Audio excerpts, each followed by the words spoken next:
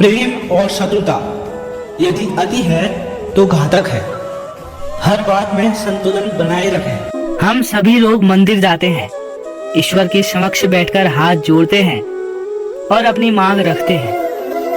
कभी सोचा है ईश्वर को कैसा लगता होगा कि मेरे भक्त मेरे पास आते हैं केवल इच्छा पूर्ति के लिए, मुझसे मिलने के लिए नहीं। कई सारे लोग मंदिर जाते हैं, अपनी इच्छाएं ईश्वर के समक्ष रखते हैं और यदि उनकी इच्छा पूर्ण ना हो तो वो हताश हो जाते हैं। अब से जब भी आप मंदिर जाओ, ईश्वर के समक्ष बैठे और हाथ जोड़ें और कहें धन्यवाद, धन्यवाद ईश्वर, आपने मुझे जो कुछ भी दिया है मैं उससे प्रसन्न हूँ। बस मुझे आप मार्गदर्शन दें कि कैसे मैं स्वयं अपने कर्मों से वो सभी प्राप्त कर सकूं जो मैं पाना चाहता हूँ। ईश्वर से केवल मांगने जाओगे तो ईश्वर के समक्ष स्वयं को बहुत ही छोटा पाओगे, किंतु यदि स्वयं कर्म करके ईश्वर को धन्यवाद कहने जाओगे तो सही अर्थ से आपको ईश्वर मिल जाएंगे। हमें सदैव हमारे नाम से बुलाया जाता है, नाम से हमारी पहचान है। ये नाम ही है जो इतिहास में स्थान बनाने में हमारी सहायता करता है। नाम बनाने के लिए व्यक्ति क्या कुछ नहीं करता, नाम पर कलंक ना लग जाए इसके लिए व्यक्ति क्या क्या प्रयास नहीं करता है। आपने जो कुछ भी पाया, धन, संपत्ति, सुख, ये सब कुछ नाम के समक्ष छोटा है। नाम सबसे ऊपर रह जाता है। ये नामकरण संस्कार हमारे लिए सदैव एक अत्यंत महत्वपूर्ण रह जाता है। अब आपको क्या लगता है मैं किस नाम की बात कर रहा हूँ? वो नाम जो हमने जन्म से पाया? नहीं, मैं उस नाम की बात कर रहा हूँ जो हमने अपने कर्मों से अर्जित किया है। जो जन्म से प्राप्त हुआ वो मृत्यु के साथ चला जाता है, किंतु जो नाम कर्मों से प्राप्त होता है वो हमें अमर करता है। माता पिता से हमें जन्म मिला, जन्म से मिले संबंधी, समाज से मिले मित्र, प्रकृति से मिला भोजन। यदि कुछ ऐसा है जो हमने स्वयं पाया तो वो है हमारे कर्मों का फल। वो है वो नाम जो हमने अपने कर्मों से अर्जित किया है। इसलिए सदैव श्रेष्ठ कर्म कीजिए। मनुष्य भी कितना विचित्र प्राणी है, सदैव संघर्ष करता है, सदैव प्रयास करता है कि वही सबसे बड़ा बने, प्रयास करता है कि उसके समक्ष सभी के शीश झुके हो और उसके लिए सबसे पहले शक्ति प्राप्त करने का प्रयास करे। शक्ति प्राप्त कर भी लेते हैं और उसके भय से सबको अपने समक्ष झुका दें, किंतु एक महत्वपूर्ण बात भूल जाते हैं, समझ ही नहीं पाते हैं। चलो मैं आपको एक उदाहरण देता हूँ। कभी आपने किसी वृक्ष को देखा होगा, उसमें डालियां देखी होंगी जो फल के बोझ के कारण झुक जाती हैं। वो फल टूटता है तो पुनः ऊपर जाती हैं, फिर एक और फल देती हैं, वो टूटता है पुनः ऊपर जाती हैं, सदैव झुकी हुई नहीं रहती हैं।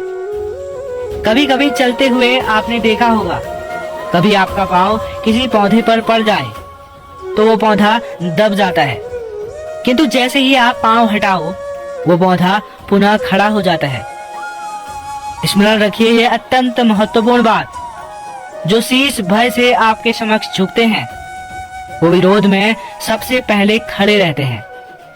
आप जीतिए, सबको जीतिए, किंतु बल के भय से नहीं, उन्हें जीतिए प्रेम के साथ। एक बार एक व्यक्ति ने अपने द्वार पर लिख दिया, आज मैं बहुत दुखी हूँ, आज मुझसे मिलने कोई ना आए। कुछ समय पश्चात उसका मित्र आया, उसने वह शब्द पढ़े और फिर भी जाकर उससे मिला। उसने कहा कि मुझे पढ़ना तो नहीं आता, किंतु ये मेरे मित्र के मन का दुख, ये मुझे पुकार अवश्य लेता है। ये होते हैं सच्चे मित्र। किसी कारणवश यदि आप दुखी हो, समस्या का हल नहीं निकाल पा रहे हो, इस संसार से कट जाना चाहते हो, तब भी ये मित्र आपके साथ रहता है। भले ही आपको कोई हल ना दे पाए, संबल बनके आपके साथ रहता है। भले ही आपका दुख कम ना कर पाए, आशा की किरण अवश्य दिखाता है। जब आप इस संसार से कट जाते हैं तब भी आपसे जुड़ा होता है ये आपका सच्चा मित्र। अब मनुष्य जो है बड़े विचित्र होते हैं। इन्हें किसी भी वस्तु का महत्व केवल 2 बार ज्ञात होता है, एक मिलने से पूर्व, दूसरा खोने के पश्चात। अब इसी प्रकार हमारे मित्र भी होते हैं। यदि आज आपके मित्र साथ हैं तो उन्हें आभार व्यक्त करें, उन्हें प्रसन्न रखें, उनका महत्व समझें, क्योंकि एक बार यदि आपने इन्हें खो दिया तो पश्चाताप करने पर भी पुनः नहीं लौटेंगे। तो प्रेम कीजिए, मित्रता निभाइए। ठहरती केवल याद है, ये समय कभी नहीं ठहरता। अब ये यादें मीठी होंगी या कड़वी, ये किस बात पर निर्भर करता है?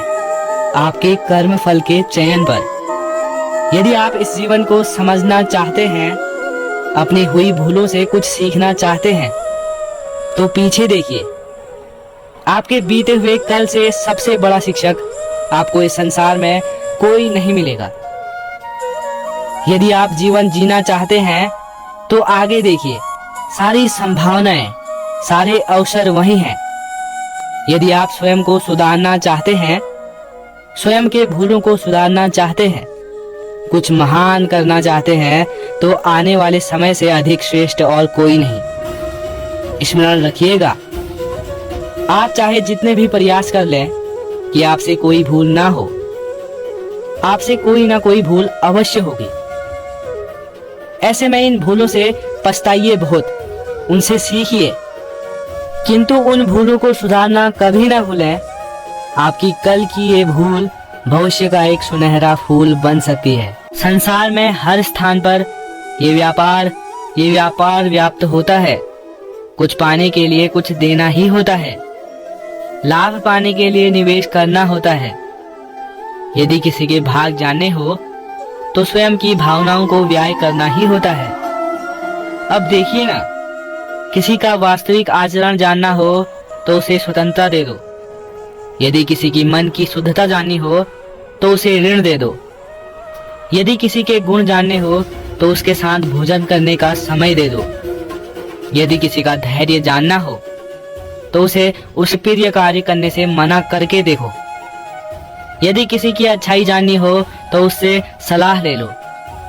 हर भाव के बदले कोई भाव देना ही होता है, किंतु संसार में एकमात्र एक ऐसा भाव है जिसे देखने के लिए, जिसे पाने के लिए बदले में आपको वही भाव देना होगा, और ये भाव है प्रेम।